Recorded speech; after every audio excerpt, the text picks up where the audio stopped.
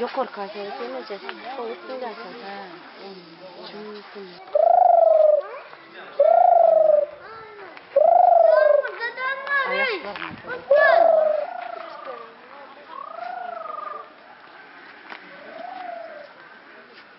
Dağlar Çin etrafı təsir kaldırdı. Görmedik kuşlarını öldüler, hayvanlarını öldüler. Ellerini uzatıp degensiz. Birbirine görkesip, kimsik yok.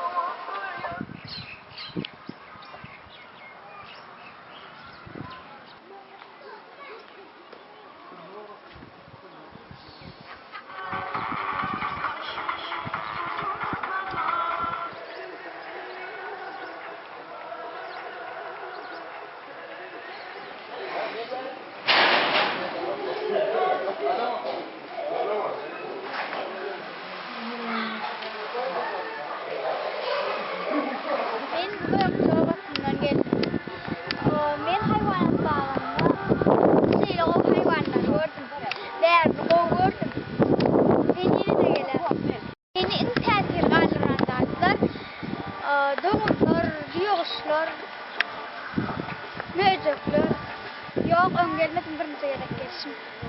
Ecem bilen, siglemem katı kovur. Beri yine de yığı-yığıdan gelip durasın.